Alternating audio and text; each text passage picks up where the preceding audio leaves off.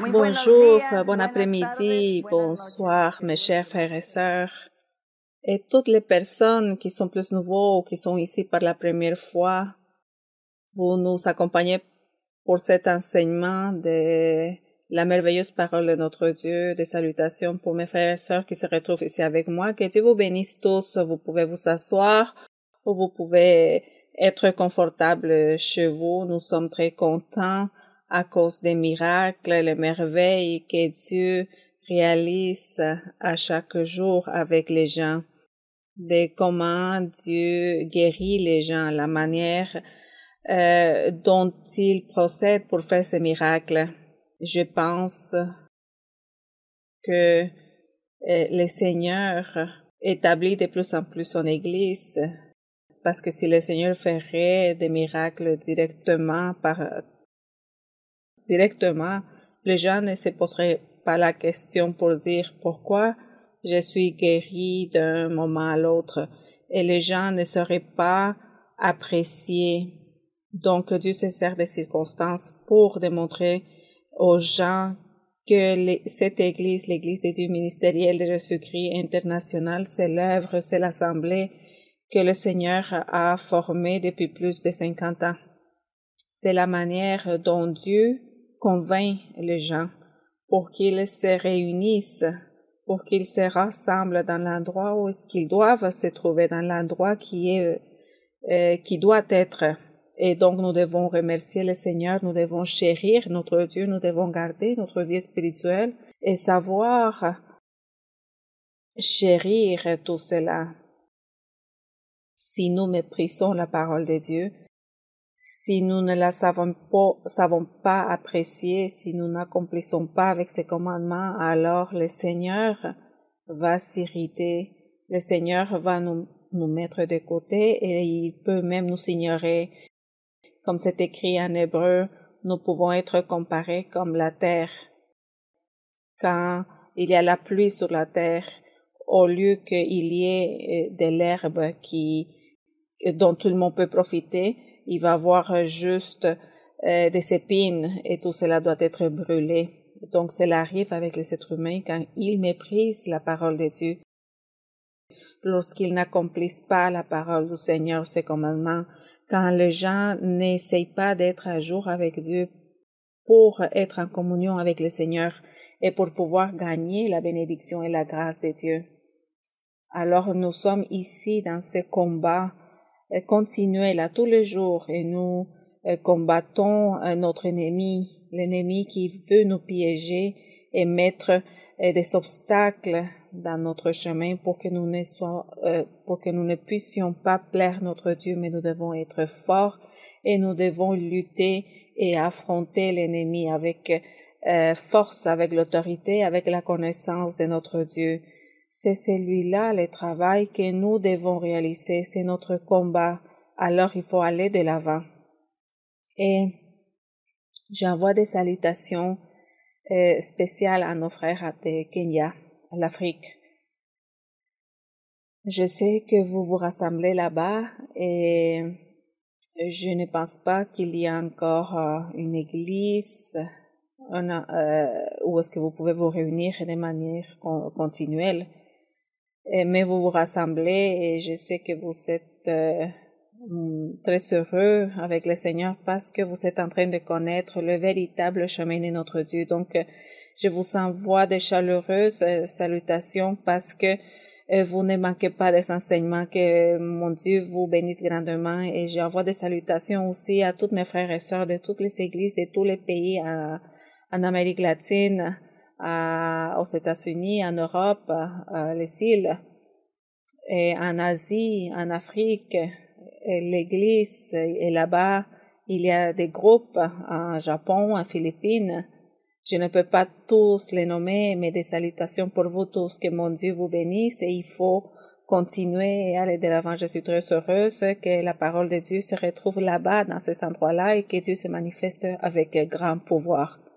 Alors aujourd'hui, nous allons continuer avec notre enseignement et nous sommes ici dans l'épître de l'apôtre Pierre. Et aujourd'hui, nous allons aller voir première de Pierre, chapitre numéro 2.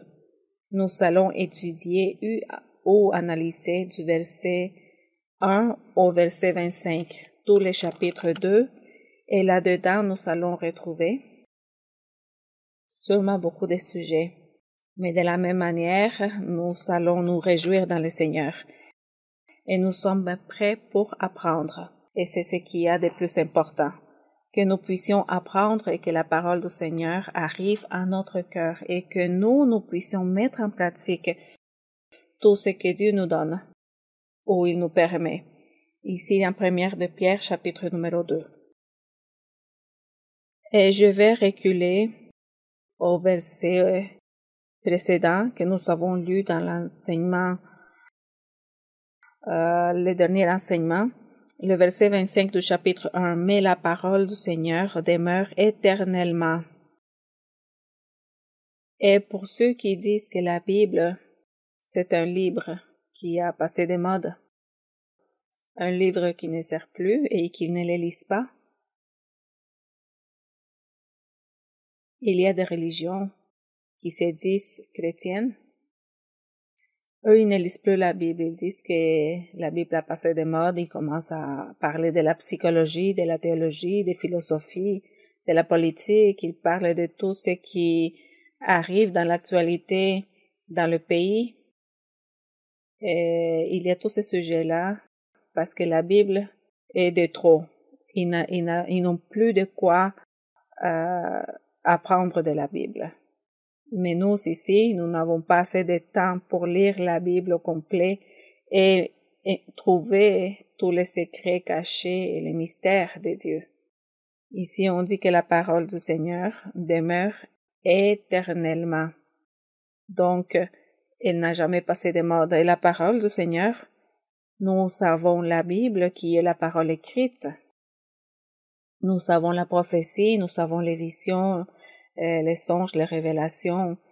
C'est la parole de Dieu. C'est la manière dont Dieu se sert pour se manifester à l'être humain. Alors, merci au Seigneur. Il dit que sa parole demeure éternellement.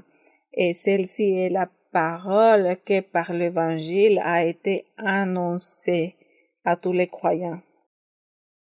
Dans le 2:1, rejetant donc, il lui dit, croyant, il lui dit, frère, sœur, en Christ Jésus, rejetez toute malice, toute ruse, toute la dissimulation ou hypocrisie.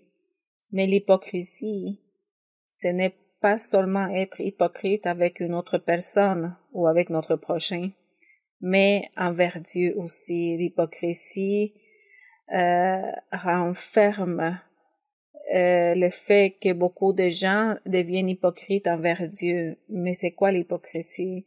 C'est vivre d'apparence, donner l'apparence qu'on est dans l'église, qu'on lit, qu'on chante, qu'on cherche de Dieu.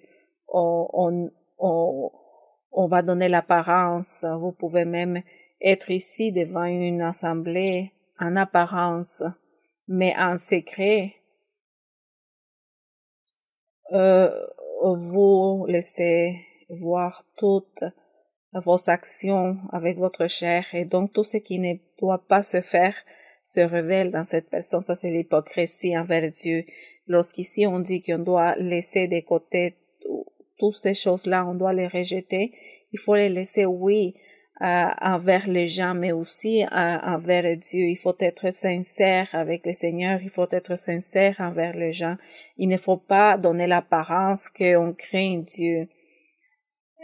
Parce que dans ma vie privée, on peut être les personnes les plus pécheurs qu'il peut y avoir. Non, ça c'est être hypocrite envers Dieu. Ici, on parle aussi de l'envie et de toute médisance, tout ce qui n'est pas bon. Il faut le rejeter. Et pourquoi? Parce que le Seigneur s'est sacrifié dans la croix du Calvaire pour nous. Il a donné sa vie. Parce que il veut que nous fassions ce qui est bien, ce qui est juste, ce qui est droit, que nous aimions Dieu, que nous puissions suivre ses pas, son exemple, que nous puissions délaisser tout cela, puisque le Seigneur a tellement fait pour nous. Dans le verset 2, désirez comme des enfants nouveau-nés le lait spirituel et pur, afin que par lui vous croissiez pour le salut.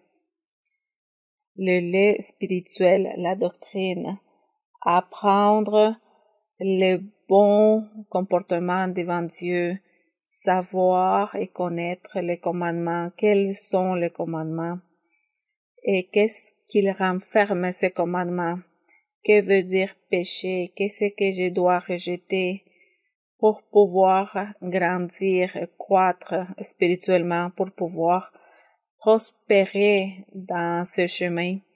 Et le lait spirituel, qu'elle soit pure, non transformée, comme s'il dirait que les doctrines, les commandements du Seigneur peuvent être transformés. Il peut que quelqu'un puisse inventer des doctrines erronées pour les enseigner à des personnes, à une assemblée. C'est de cela qu'on parle ici, du lait pur, non transformé. Alors nous devons être toujours en train de lire la Bible et nous n'allons pas aller ailleurs ou sortir du livre, non.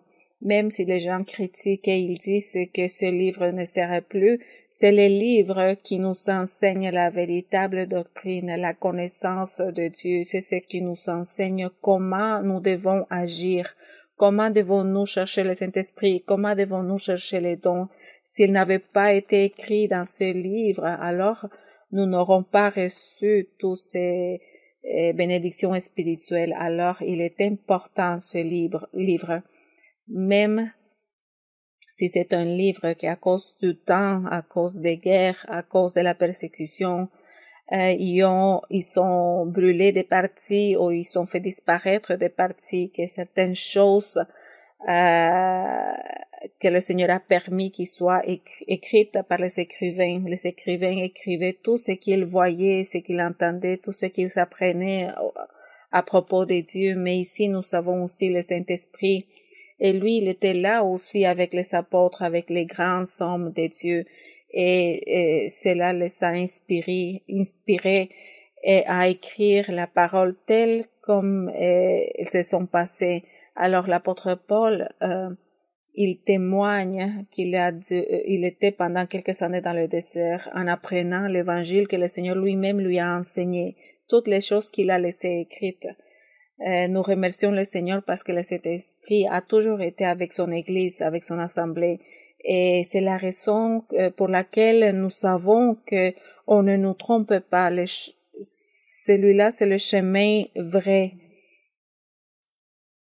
Et ici, on dit, il faut souhaiter avoir le lait qui est pur, c'est-à-dire la doctrine qui est pure, pour que par elle, on puisse grandir pour le salut. Gloire au Seigneur.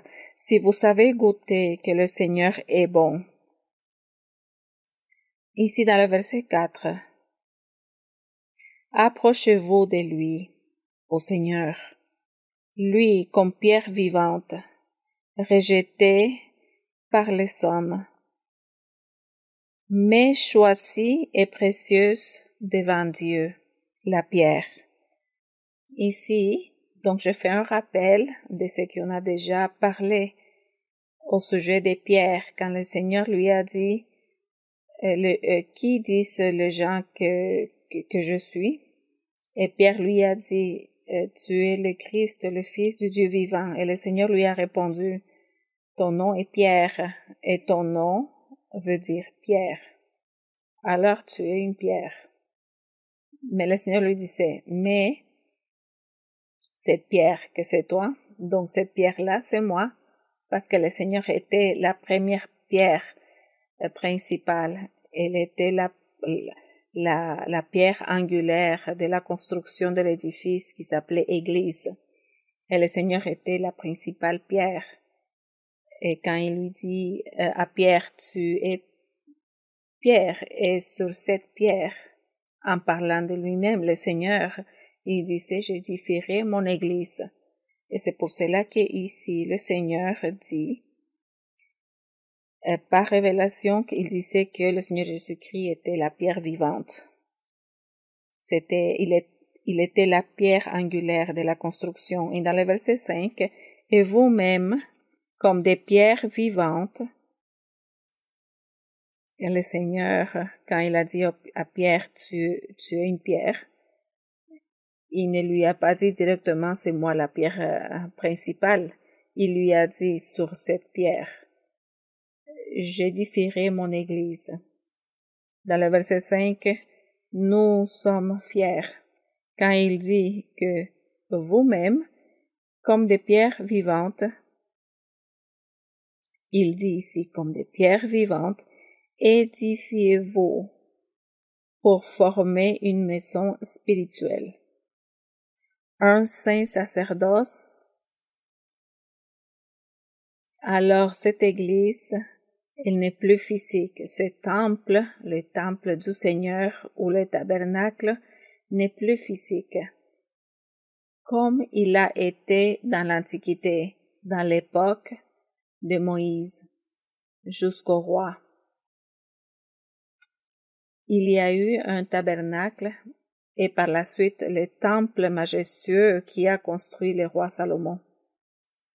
Tout ce temple était physique et Dieu avait ordonné qu'il fallait l'orner de ce qu'il y avait de mieux.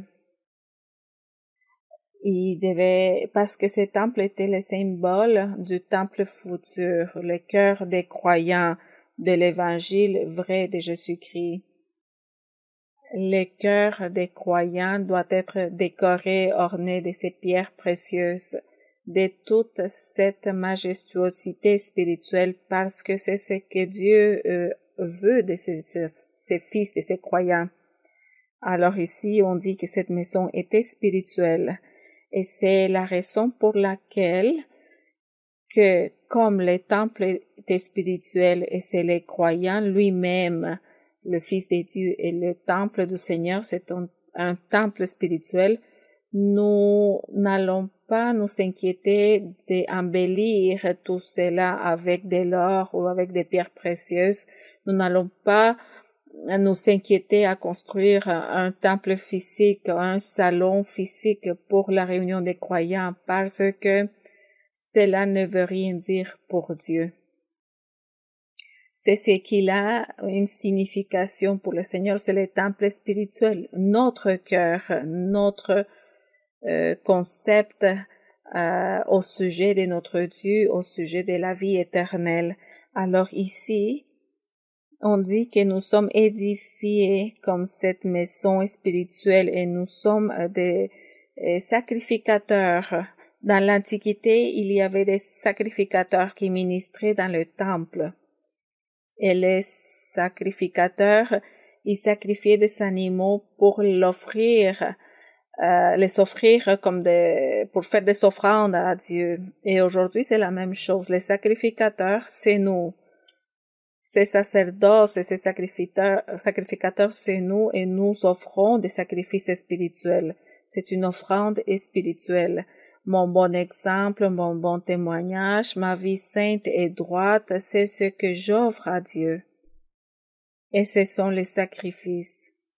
Parce que nous devons sacrifier de nous, de notre être, les plaisirs, les passions du monde, tous les plaisirs que la chair nous demande et nous exige, et nous sacrifions toutes ces choses-là pour pouvoir mener une vie droite avec le Seigneur. Sinon, je dirais, lui, il est envieux, alors moi aussi je serai envieuse. Lui, il me dit des mensonges, alors moi aussi je vais dire des mensonges, je vais le tromper. C'est lui m'insulte, alors moi aussi je vais l'insulter. À lui, il me dit pas bonjour, ben moi non plus je dis pas bonjour. C'est ce que généralement font les gens qui ne connaissent pas Dieu. Mais moi, qu'est-ce que j'ai fait? En connaissant le chemin du Seigneur, je dois me sacrifier. Il m'a offensé, je me tais. La personne a envie de moi, je me tais, je ne dis rien. La personne m'insulte, je ne dis rien. Je vais me soumettre. Je vais même permettre qu'on m'humilie, qu'ils disent ce qu'ils veulent. Je ne dis rien, je ne fais pas comme eux. Je ne vais pas payer avec la même monnaie. Je sacrifie ma chair. Je sacrifie mes sentiments. Je sacrifie peut-être mon orgueil, ma fierté et mon auto-estime. Peut-être je vais la sacrifier aussi. Quoi d'autre pourrais-je sacrifier? Beaucoup de choses. Ma fierté, peut-être je dois l'oublier. Je dois être humble. Je dois supporter et tolérer parce que je dois plaire à Dieu. Parce que ce sont les sacrifices que nous savons comme des sacrificateurs du Seigneur. Nous devons sacrifier beaucoup de choses. Parce que l'ennemi, à tous les jours, il vient contre nous pour nous faire du mal, pour nous persécuter, pour nous décourager, pour nous affaiblir, pour que nous doutions, pour que nous revenons vers l'arrière. Et alors, nous sacrifions donc nos instincts et pour plaire à Dieu. Ce sont les sacrifices que dans l'Antiquité, les sacrificateurs faisaient. Ils offrandaient des animaux sacrifiés à Dieu. Mais l'offrande vivante, maintenant, c'est nous. Et donc, maintenant, personne ne pense que devrais-je sacrifier à Dieu. Il faut être humble et cela est difficile. Il faut enlever la fierté, l'orgueil. Non, non, personne ne peut m'humilier. Et c'est ça qu'ils disent, mais il faut le faire. Si vous ne le faites pas, alors vous ne faites pas de sacrifices spirituels. Il faut faire les sacrifices spirituels, il faut changer. Il faut nous modérer, il faut avoir la patience, la miséricorde. Il faut être plus simple, il faut savoir supporter des insultes, supporter tout ce que les autres voudront faire avec nous parce que nous sommes croyants du Seigneur. Il faut être tolérant et le Seigneur viendra nous défendre et nous récompenser. C'est lui le seul qui va nous venger. Tout ce qu'on nous fera de mal, c'est le seul qui peut nous venger. C'est l'ennemi qui se sert des gens pour venir contre nous. Alors, ces sacrifices spirituels, nous comprenons maintenant de quoi il s'agit. Et maintenant, nous allons mieux comprendre. Alors ici, on dit, vous-même, vous êtes des pierres vivantes. Édifiez-vous pour former une maison spirituelle, un saint sacerdoce, afin d'offrir victimes spirituelles agréables à Dieu par Jésus-Christ. Parce que le Seigneur Jésus-Christ, c'est celui qui nous aide à changer. C'est celui qui nous aide à transformer nos vies. C'est pour cela que le Seigneur Jésus-Christ a dit, celui qui croira en moi naîtra une nouvelle personne, parce que celui qui croit en moi sera renouvelé. La personne naîtra de nouveau, ce sera une nouvelle personne, une nouvelle créature.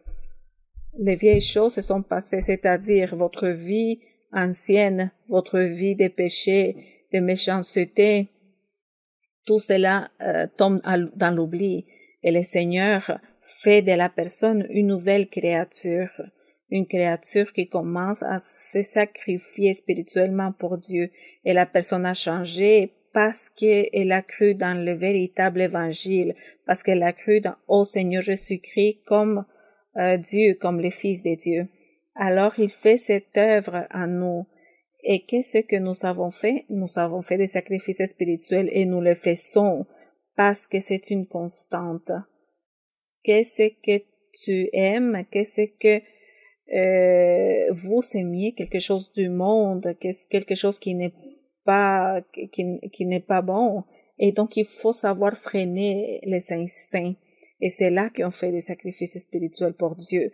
Dans le verset 6, car il est dit dans l'Écriture, voici, je mets en Sion, la Jérusalem, l'Église, une pierre angulaire, choisie, précieuse, et celui qui croit en elle ne sera point confus. Nous l'avons déjà dit, que c'est là qu'on parle ici du Seigneur Jésus-Christ. Verset 7. L'honneur est donc pour vous qui croyez, mais pour les incrédules, la pierre qui ont rejeté ceux qui bâtissent c'est qui les bâtisseurs? On dit la pierre qui ont rejeté ceux qui bâtissent est devenue la principale de l'angle. Quel bâtisseur? Dans l'Antiquité, il y a eu la loi de Moïse, les prophètes, les sacrificateurs, les maîtres, les scribes, ceux qui lisaient la loi de Moïse à chaque samedi. Eux lisaient la loi au peuple et eux, ces groupes de sacrificateurs et lévites qui étaient responsables de la partie spirituelle de tous les temples du Seigneur ou du tabernacle, eux à chaque samedi lisaient. Et il y avait des juges aussi, il y avait des personnes qui jugeaient ceux qui commettaient des infractions à ceux qui n'accomplissaient pas les commandements. Et cela amenait à des punitions physiques et tous lisaient et ils disaient, toi, pourquoi tu fais ceci, cela? On a vu que tu ramassais des bois samedi, nous t'avons vu travailler samedi, la loi dit qu'il ne faut pas travailler le samedi. Et il commençait à lire la loi, à implanter cette loi chez les gens, mais ceux qui l'enseignaient ne la mettaient pas en pratique non plus. Ils abusaient de leur pouvoir, de leur autorité, et eux, ils commettaient des infractions et personne ne les jugeait. Et ils obligeaient le peuple. Alors eux étaient des édificateurs, des bâtisseurs, en lisant la loi de Moïse les samedis, en surveillant qui commettait une infraction pour l'amener prisonnier ou l'amener vers la mort, ou comme la femme qui avait adultéré, on l'avait pris dans l'adultère et on l'avait amené devant le Seigneur Jésus-Christ. On a déjà parlé de cela aussi et on avait dit au Seigneur Jésus-Christ, dans la loi, on dit que à ces gens-là, lorsqu'on les prend au moment du péché, au moment de l'adultère, au moment de l'acte, ces personnes doivent être lapidées. La loi le dit, ils étaient des bâtisseurs. Ils venaient dans ces temps-là, lorsque le Seigneur Jésus-Christ prêchait, et on trouvait les pharisiens. Et eux, c'était eux que lisaient et enseignaient la loi. Et ils disaient au Seigneur, à elle a été prise au moment de l'acte de l'adultère. Et la loi dit, il faut la lapider. Le Seigneur Jésus-Christ observait tout cela et il disait, regardez ces bâtisseurs.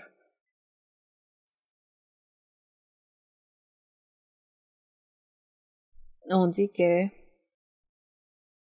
ces bâtisseurs, quand on leur présente la pierre vivante, ils l'ont rejetée.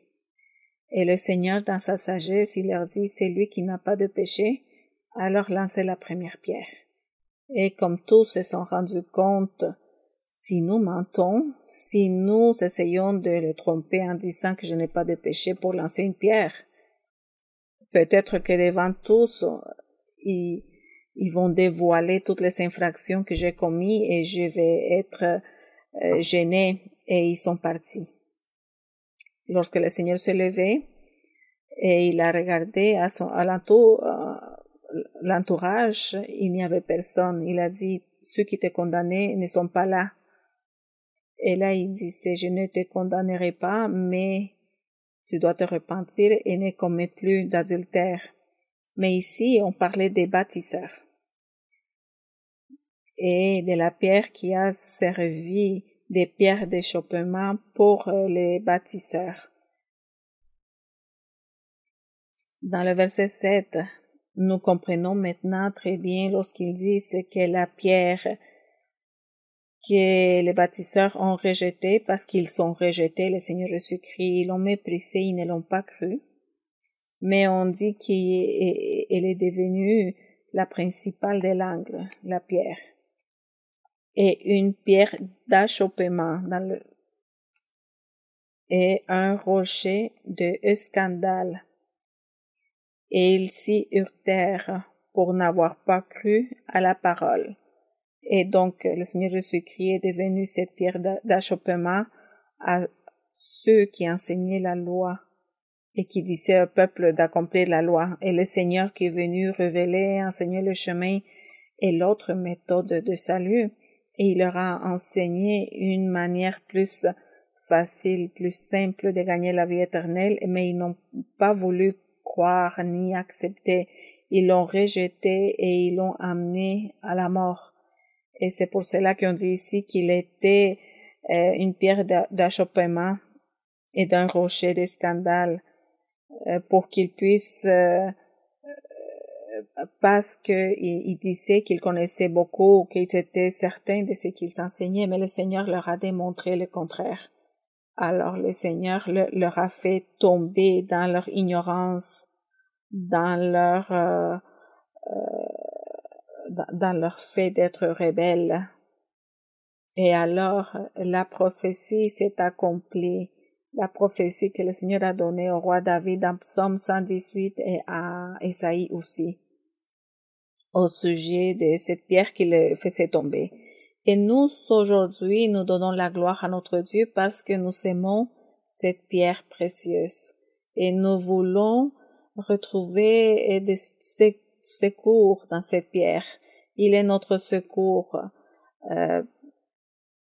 pendant qu'il y a des mauvais moments, où est-ce qu'il y a la persécution de l'ennemi ou le mauvais jour. Et donc nous trouvons du refuge dans cette pierre-là. Donc ici dans le verset 8, on dit que le Seigneur a servi des pierres d'achoppement aux incrédules et il s'y heurte pour n'avoir pas cru à la parole et en étant désobéissants. Et c'est à cela qu'ils sont destinés parce que ils étaient désobéissants et incrédules et ils ont été destinés à perdre la vie éternelle, à perdre les bénédictions du Seigneur. Et dans le verset 9, vous, au contraire, vous êtes une race élue, une sacerdoce royale, une nation sainte. C'est pour cela qu'il n'y a plus une nation physique. Il n'y en a pas. Il y a une nation dans un pays qui s'appelait Israël. Et c'était dans l'Antiquité où Dieu a permis que Salomon construise le temple. Et c'est là que Dieu a envoyé les prophètes pour prophétiser les gens et au roi. Et comme ils n'ont pas cru au Seigneur, à notre Dieu, Dieu les a détruits. Il a terminé avec ce peuple. Même avec le dernier roi qu'il y a eu dans le peuple d'Israël, c'était le roi Ézéchias. C'est là qui a terminé l'histoire de ce peuple physique, de cette ville physique, de ce temple physique, de ces sacrificateurs physiques. Tout a terminé à ce moment-là. Les prophètes, les sacrificateurs, tout a terminé là. Et le Seigneur Jésus-Christ a formé tout ce qui est spirituel, les rois spirituels, les sacrificateurs spirituels, le temple spirituel, et c'est ce que nous sommes en train de faire maintenant. Nous luttons pour continuer vers l'avant avec cet habit de roi et de sacrificateur parce que nous faisons des sacrifices spirituels pour rendre grâce au Seigneur. Donc ici, c'est un sacerdoce royal, une nation sainte, un peuple acquis afin que vous annonciez les vertus de celui qui vous a appelé des ténèbres à son admirable lumière. Notre Dieu a envoyé le Seigneur Jésus-Christ, il nous a annoncé ses vertus, il nous a donné, il nous a appelé des ténèbres à la lumière et il nous a donné ce titre merveilleux d'héros, un réel sacerdoce, un peuple choisi, une nation sainte. Ce qu'il y a eu dans l'Antiquité a resté dans l'oubli. Maintenant, tout est spirituel. Le peuple saint, gloire à notre Dieu.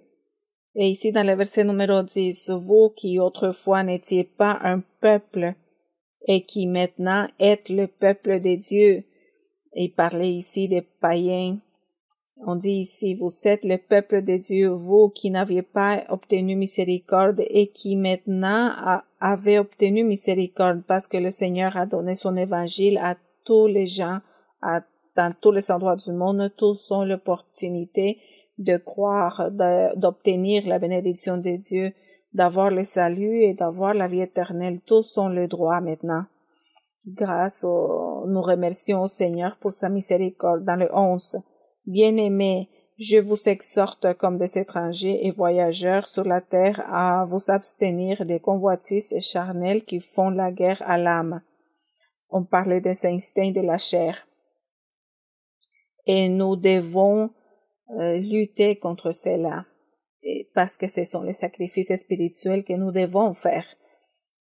Et nous devons aussi lutter pour chanter, pour prier, pour lire la Bible, pour louer le Seigneur et être agréable au Seigneur. Cela fait partie des sacrifices spirituels. Dans le verset numéro 12, cela dit, ayez au milieu des païens une bonne conduite afin que la même où ils vous calomnient comme si vous étiez des malfaiteurs. Ils remarquent que vos bonnes œuvres et glorifient Dieu. Il y avait beaucoup de païens qui disaient, vous savez, vous, les Juifs, vous savez persécuter le Seigneur et le Seigneur Jésus-Christ, et vous lui avez donné mort. On parlait de cela ici. Donc on dit, il remarque vos bonnes œuvres et glorifie Dieu au jour où il le visitera. Ici, on dit qu'on devait glorifier Dieu, on devait louer Dieu, on devait donner un bon exemple, un bon témoignage pour que eux, ils ne puissent plus être dans la murmuration, parce qu'en étant convertis dans le christianisme, on pouvait donner ces fruits spirituels et on allait se manifester avec de bons exemples dans l'évangile du Seigneur Jésus-Christ, et comme ça, ils n'avaient plus rien à dire de ses frères juifs chrétiens. Et dans le 13, soyez soumis à cause du Seigneur à toute autorité établie parmi les hommes, soit au roi comme souverain. Ici, on enseigne que l'Église, les croyants, comme il y aura des croyants de partout dans le monde, de toutes les nations dans l'Antiquité, le Seigneur avait formé le peuple d'Israël, il y avait des gouverneurs et des lois, mais le Seigneur s'est dit, maintenant je vais sauver à tous ceux qui croiront en moi partout dans le monde. Alors il y a des différents gouvernements, des différents gouverneurs, des différentes lois, et alors pour éviter des confusions, chacun devrait se soumettre aux lois de chaque gouvernement de chaque pays. Alors on doit ici soit au gouverneur comme envoyé par lui pour punir les malfaiteurs et pour approuver les gens des biens, en faisant comprendre que il allait avoir aussi des gouverneurs bons et méchants, tout dépendant du peuple aussi. Le 15, car c'est la volonté de Dieu qui, en pratiquant le bien, vous réduisez au silence les hommes ignorants et insensés. Donc ici on dit, vous soyez dans le gouvernement, parce que le Seigneur voyait ses croyants, son Église partout dans le monde, partout dans les pays, partout dans toutes les langues, et il devait se soumettre au gouvernement pour pouvoir bien vivre et pour que personne ne les persécute et pour que il ne soit pas en train de souffrir de persécutions. On dit ici, étant libre sans faire de la liberté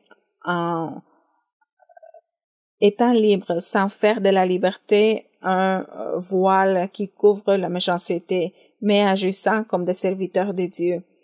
Dans la loi de Moïse, il y avait beaucoup d'oppression, la loi exigeait beaucoup de choses, il y avait beaucoup des tâches difficiles pour que le peuple puisse accomplir, mais comme le Seigneur savait qu'ils étaient rebelles et désobéissants, le Seigneur, il avait permis ces tâches difficiles parce qu'ils ne pouvaient pas les surmonter et donc ils ont fini par les désobéir. Ici, on dit, étant libre sans faire de la liberté un voile qui couvre la méchanceté, mais agissant comme des serviteurs de Dieu. Honorer tout le monde. Donc, c'est le Saint-Esprit qui enlève ces tendances au péché. Et parce que dans la loi de Moïse, lorsque on commettait une infraction, on était puni tout de suite. Il y avait beaucoup de punitions physiques. Et dans l'évangile du Seigneur, cette punition, c'est le Seigneur qui va le donner directement. Ce n'est pas les êtres humains qui vont donner une punition à d'autres êtres humains. Non, c'est le Seigneur lui-même. Et donc, dans l'évangile du Seigneur, il y a cette liberté que Dieu nous donne pour que nous puissions prendre nos propres décisions et que nous puissions dire, je fais la volonté du Seigneur, je prends ce chemin ou je ne veux pas le faire. Ça, c'est la liberté. C'est ça l'évangile. Alors, ici, on dit comme des libres, mais il faut pas prendre cette liberté comme une excuse pour faire des mauvaises choses. Parce que du fait qu'il y a la liberté, les gens commencent à abuser de la liberté et on commence à prendre ça comme un libertinage. Et le Seigneur ne veut pas que nous soyons dans le libertinage. Non, il veut que nous menions une vie sainte. Et dans le verset 17, honorez tout le monde. Aimez les frères, craignez Dieu, honorez le roi. On enseignait le respect au gouverneur. Serviteurs, soyez soumis en toute crainte à vos maîtres. L'apôtre ici commence à enseigner une vie quotidienne plus en spécifique parce que parce qu'il y avait peut-être des serviteurs qui se sont convertis à la loi au Seigneur et ils avaient peut-être déjà des dons spirituels, donc ils voulaient déjà manquer au respect. Mais on leur montrait, on leur disait que cela ne devait pas être la façon d'agir. Ils devaient respecter leur maître, non seulement à ceux qui ont bon et doux, mais aussi à ceux qui sont d'un caractère difficile. Peut-être qu'il y avait des maîtres ou des chefs, des supérieurs qui étaient pas bons, mais il fallait respecter et laisser tout entre les mains de Dieu. Parce qu'aujourd'hui, les croyants, nous sommes aussi, nous devons obéir et respecter nos chefs, nos supérieurs. Le Seigneur nous enseigne à respecter. Il y aurait des gens qui diraient, ah non, j'ai tous les dons spirituels, alors vous ne pouvez rien dire, vous devez m'honorer parce que je suis comme ci ou comme ça. Je suis le prophète, je suis l'apôtre et vous ne savez même pas qui suis-je. Non, on doit avoir l'humilité, on doit être simple, on doit avoir un bon comportement face aux autres pour que les gens puissent voir à nous un bon exemple et qu'ils puissent croire en Dieu et que les gens disent oui, il a des dieux, elle a des dieux. Alors ici, on enseigne ce bon comportement envers les autres personnes et très spécifiquement envers les gens du monde. Nous, entre les croyants, nous savons que nous devons nous aimer comme des frères et sœurs, n'est-ce pas? Parce que avec le fait d'être frères et sœurs, nous avons un Père, notre Dieu. Et si nous sommes tous frères, nous devons nous aimer parce que nous sommes la famille de Dieu. Mais ici, on enseigne aussi que nous devons savoir agir avec les gens de là dehors, des gens du monde, avec les autorités aussi. Et dans le verset 19, car c'est une grâce que de supporter des afflictions par motif de conscience envers Dieu. Quand on souffre injustement, en effet, quelle gloire y a-t-il à supporter des mauvais traitements pour avoir commis des fautes, mais si vous supportez la souffrance lorsque vous faites ce qui est bien, c'est une grâce devant Dieu. Ici, on dit que les croyants, les personnes, en étant dans l'Église, en connaissant Dieu, ils deviennent hypocrites avec le Seigneur et ils commencent à pécher. À cause de leur péché, ils commencent à commettre des infractions. Et ils vont commencer à faire des choses qui sont désagréables pour les gens du monde et la punition arrive pour cette personne. Et la personne se dit, non, je suis un croyant et maintenant tout ce qui m'arrive, maintenant je suis en prison ou on sont en train de me juger, ils vont en train de me donner une sanction, mais la personne ne se rend pas compte qu'elle était en train de pécher. Et c'est parce qu'elle péchait qu'il arrive toutes ces choses-là désagréables avec les gens du monde. Donc, on dit que cela n'a pas de sens, que si cette personne dit qu'il supporte tout, alors pourquoi il a reçu ces punitions? Mais c'était parce qu'il faisait quelque chose qu'il ne devait pas faire. C'est mieux de supporter quelque chose en faisant du bien parce que c'est Dieu qui nous défend. Nous pouvons supporter en faisant le bien, mais il y en a quelques autres qui, en apparence, font du bien et ils souffrent la punition de l'homme, la punition du monde et ils se disent Dieu n'est pas miséricordieux parce que je vais à l'église, je suis dans l'église et Dieu pourquoi a permis que m'arrivent toutes ces choses désagréables, mais ils ne reconnaissent pas qu'ils étaient dans le péché. Ici dans le verset numéro 21, et c'est là, à cela que vous avez été appelés parce que Christ aussi a souffert pour nous en nous laissant l'exemple. Vous laissant un exemple afin que vous suivez ses traces. Le Seigneur a été juste, il était l'homme parfait, il a laissé un exemple, il a supporté, il a toléré les humiliations et tout ce qu'on lui a fait. On l'a même amené à la mort sans protester. Et c'est l'exemple que nous devons suivre, l'exemple de notre Seigneur Jésus-Christ. Lui réellement était l'homme qui a souffert, il était condamné et il ne faisait rien de mal. Alors nous aussi, nous devons suivre ces pas du Seigneur et que dans le monde, si nous entendons de quelqu'un comme il est arrivé dans un endroit, on m'a écrit, on m'a dit, ah, ce frère, cela fait des années qu'il est dans l'église et il a été amené en prison. Il est en prison. La police l'a pris et ils l'ont amené en prison. Ils sont préoccupés, ils sont angoissés et ils se posent la question pourquoi cela est arrivé et lorsqu'il y a eu une investigation, il faisait quelque chose qu'il ne devait pas faire. Il était dans le mauvais chemin, cela faisait quelques années qu'il était dans l'église, mais il a commencé à faire des choses qu'il ne devait pas faire. Alors il mérite la punition qu'il avait reçue. Dieu permet qu'il soit puni. Peut-être que cela lui servira pour se repentir. C'est ce que l'apôtre dit, que nous ne devons pas souffrir parce qu'on nous humilie si on fait un péché. Mais si nous menons une vie sainte et droite avec Dieu, et si on veut nous faire du mal, le Seigneur nous défend et nous donne le triomphe. Si nous ne devons pas souffrir des persécutions des gens de l'extérieur parce que on fait ce on ne doit pas faire, on doit faire attention. Et le Seigneur peut s'irriter, il peut nous laisser tout seuls. Dans le verset numéro 22, lui qui n'a point commis de péché et dans la bouche duquel il ne s'est point trouvé de fraude. Lui qui injuriait ne rendait point d'injurie.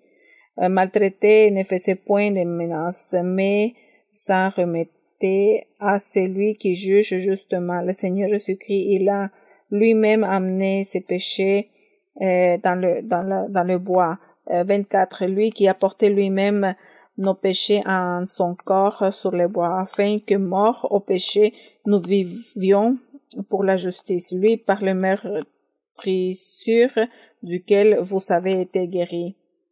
Car le 25, car vous étiez comme des brebis errantes, mais maintenant vous êtes retournés vers le pasteur et le gardien de vos âmes. Et pourtant, lui, il mérite qu'on l'honore, qu'on le loue, qu'on l'adore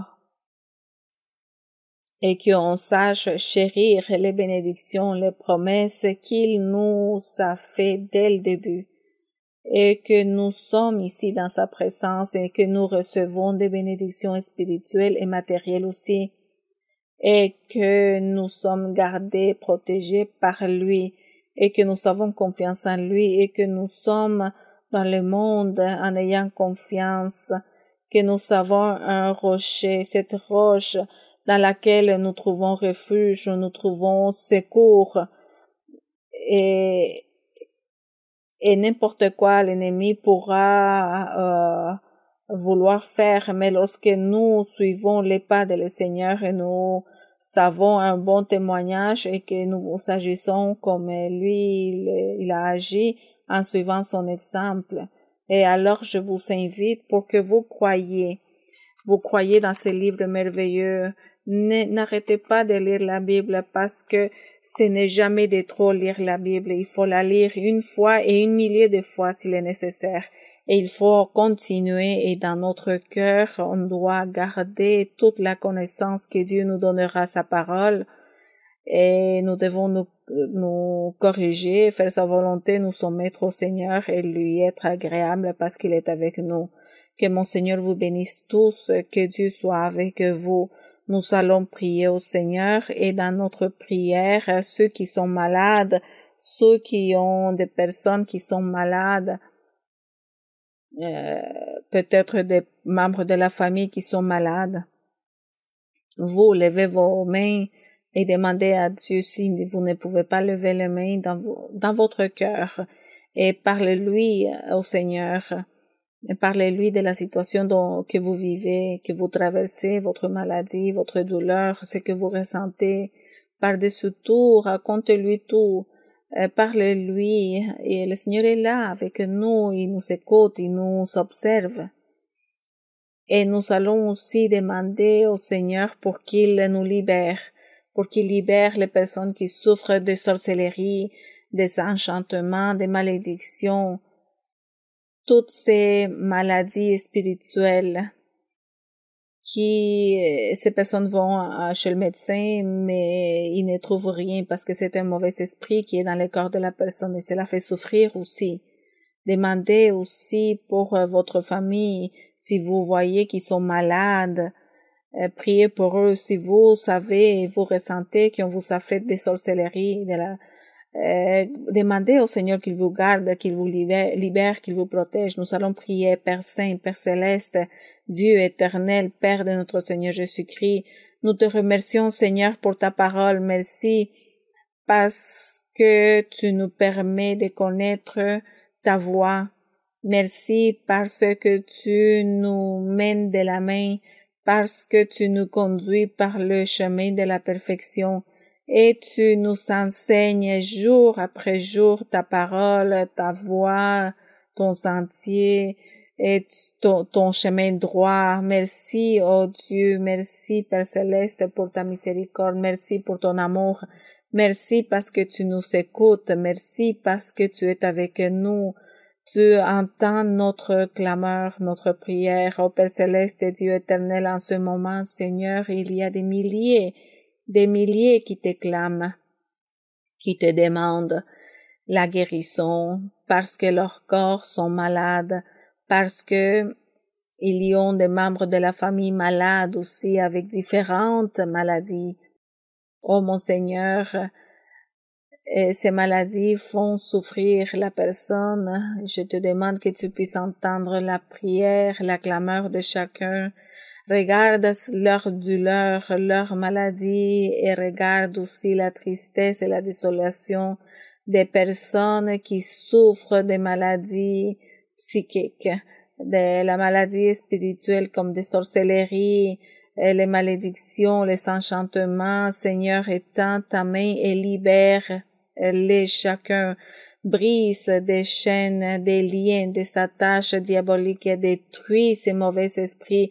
Chasse-les, Seigneur, et ne permets pas que ces personnes souffrent ces conditions. Seigneur, étends ta main, enlève ces maladies, guéris, purifie, libère, Seigneur, enlève la doute, la crainte, l'incrédulité. Seigneur, enlève tout cela et bénis-les, chacun libère, purifie les cœurs, Seigneur, donne la sagesse, l'intelligence à tous pour que nous puissions comprendre ta voix et que nous puissions continuer, que nous soyons triomphants, que nous puissions présenter des bons fruits devant ta présence, que notre travail fructifie, bénis Dieu. Tu es tout-puissant au nom glorieux de Jésus-Christ, ton Fils bien-aimé. Nous te demandons toutes ces choses, toutes ces pétitions. Nous te demandons, Seigneur, puisqu'il y a beaucoup de souhaits, de cœurs, Seigneur, chaque personne a leurs souhaits, que tu puisses leur concéder, Seigneur. Regarde les pétitions, Seigneur, et que tu écoutes les prières, la douleur, la tristesse, tout besoin, Seigneur. Merci, Père, au nom de Christ Jésus. Amen. Gloire au Seigneur. Bénis les dons de notre Dieu. Cristo es la roca de poder. Escóndeme, escóndeme, hasta que pase, oh Señor, la tempestad. Escóndeme, escóndeme con tu poder. Cristo es la roca de poder. Él calmará la tempestad. Tú eres Jesús, mi Salvador. Escóndeme, escóndeme con tu poder. Cristo es la roca de poder. Escóndeme, escóndeme, hasta que pase, oh Señor, la tempestad. Escóndeme, escóndeme con tu poder. Cristo es la roca de poder. Él calmará la tempestad. Tú eres Jesús, mi Salvador. Escóndeme, escóndeme con tu poder. Gloire à notre Dieu. Merci beaucoup, mes chers frères et sœurs, et toutes les personnes qui sont ici. Que mon Dieu nous bénisse. Des bisous pour les enfants et pour vous. Je vous prends dans mes bras. Que Dieu vous bénisse. Que le Seigneur vous bénisse. Merci. Gracias.